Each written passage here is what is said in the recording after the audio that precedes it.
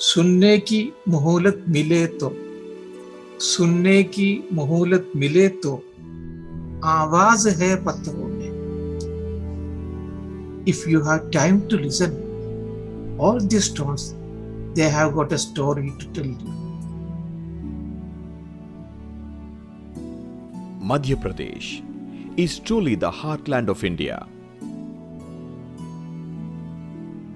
Be its immense popularity in offering a myriad of tourist attractions.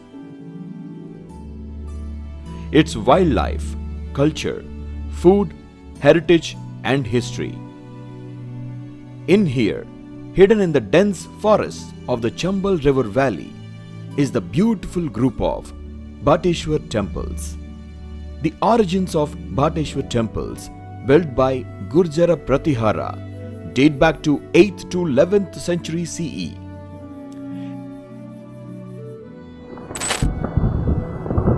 An earthquake in the 13th century reduced almost 200 of these magnificent structures to ruins.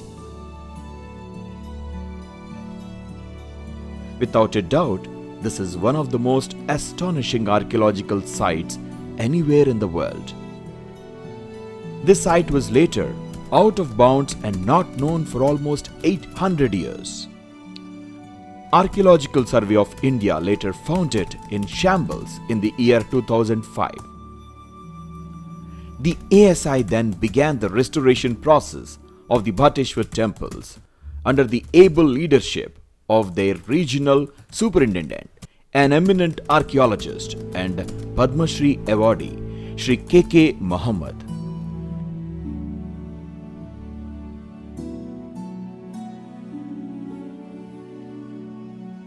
The story of the restoration led by Shri K.K. Muhammed and his team sounds too good to be true. But the on-ground results are in fact truly spectacular. No wonder this restoration is often regarded as one of the most complex pieces of jigsaw puzzle to have ever been pieced back together to its past glory. Through his passion and dedication, Shri K.K. Muhammed stands tall in the world of heritage conservation in restoring the temples of Bateshwar. To learn about the complex saga of restoration of Bateshwar temples and the challenges that were overcome, let's now hear from the expert himself, Shri K.K. Muhammed.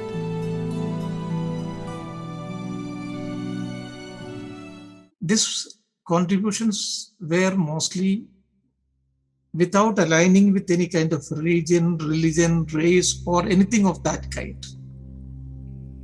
We were simply archaeologists. We had no religion, we had no region.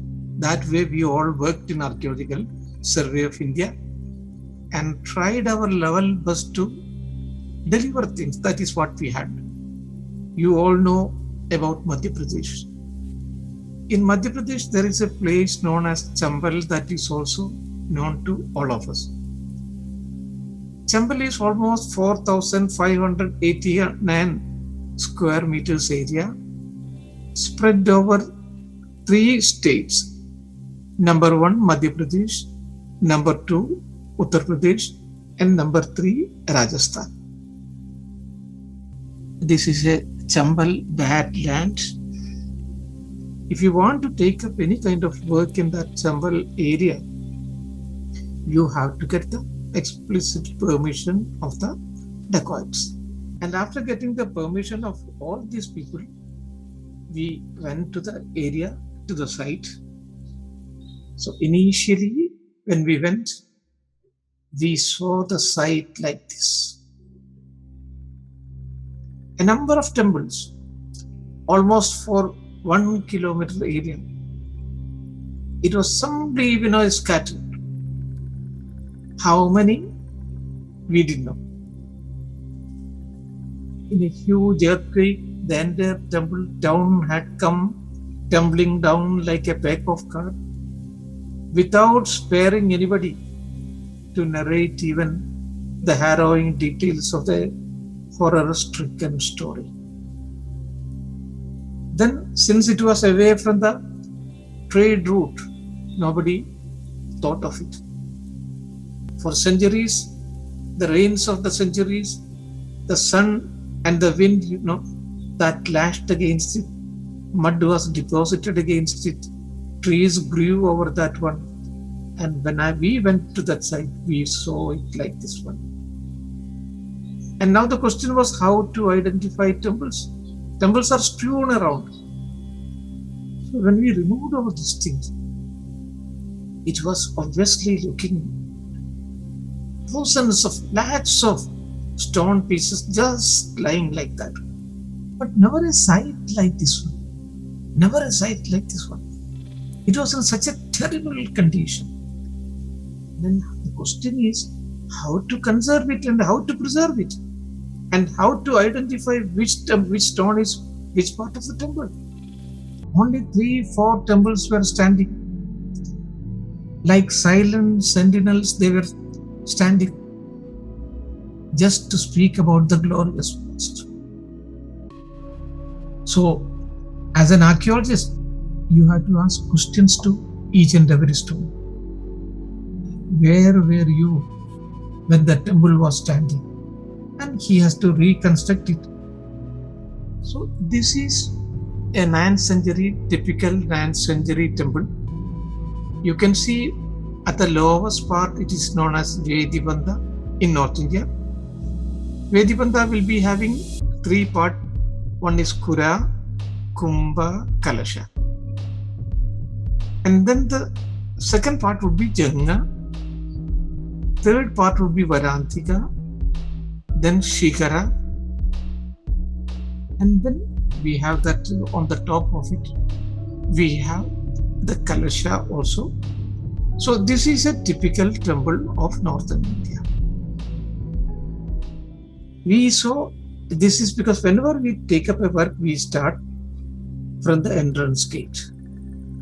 Now the hunt was, where is the entrance gate? So we saw one small stone on the right corner, on the right middle corner of the site. The pillar, the base part of a pillar. And if that is the base part, where is the pillar?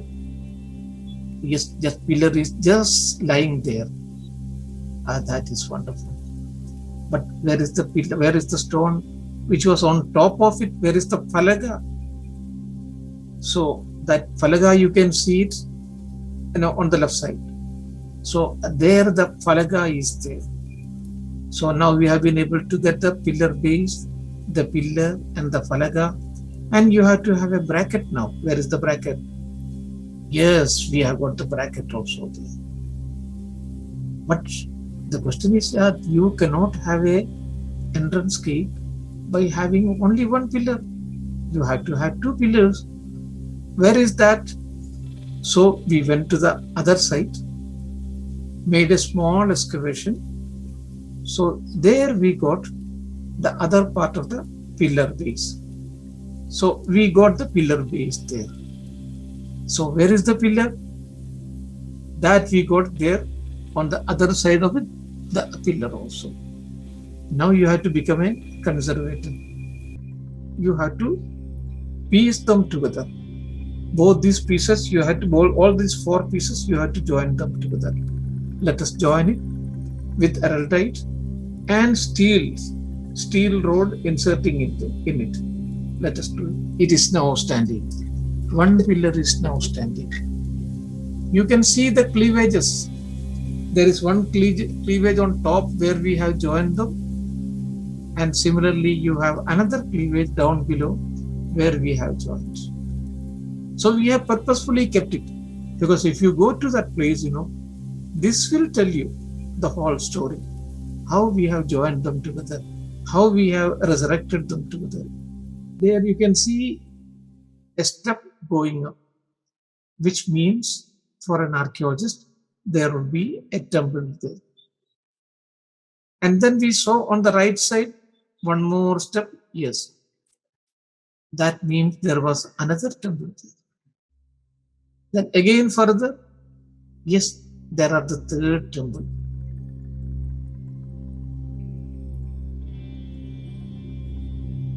And in the beginning, we were short of water. There was no water in the whole area. You cannot have a temple complex like this one without water. So even the depression which you see down below, it was full of this one debris. We studied the paleography, the whole contour of the area, and I came to the conclusion that here we are going to get the water, perennial water, and then we started salvaging it. We not only got copious amount of water, but also 3 temples out of the debris. You can see that the temples are coming up, just emerging out from the womb of earth. There is a water point there. Just look at it. You have copious amount of water there. In 1861, of course, the great Alexander Cunningham had gone there, and he said that there are 35 temples. But when we started clearing, it was not 35.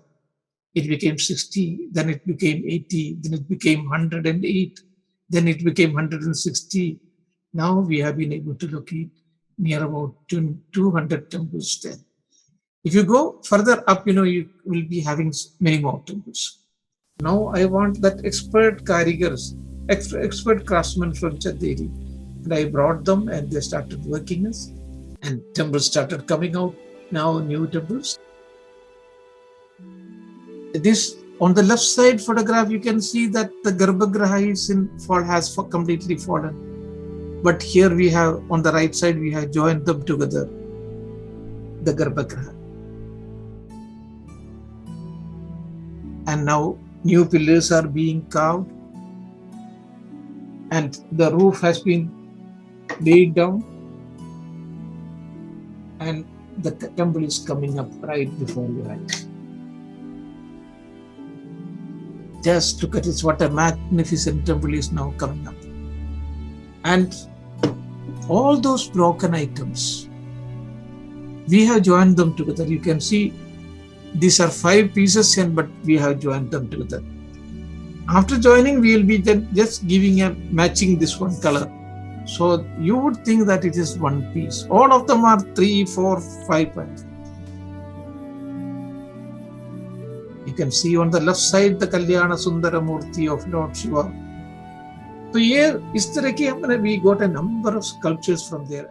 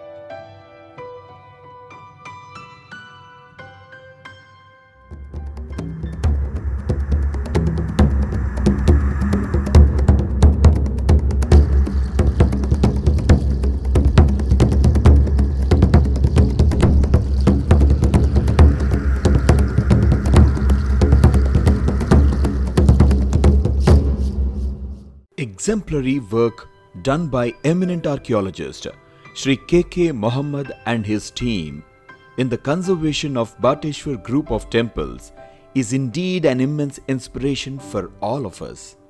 It not only stands out in terms of the scale of conservation in bringing together piles of jigsaw pieces, but also in the unique qualities of dedication and the passion exuded by the stalwart. But for the commitment of such eminent archaeologists who work tirelessly, our country would have lost out on many beautiful jewels in our heritage crown.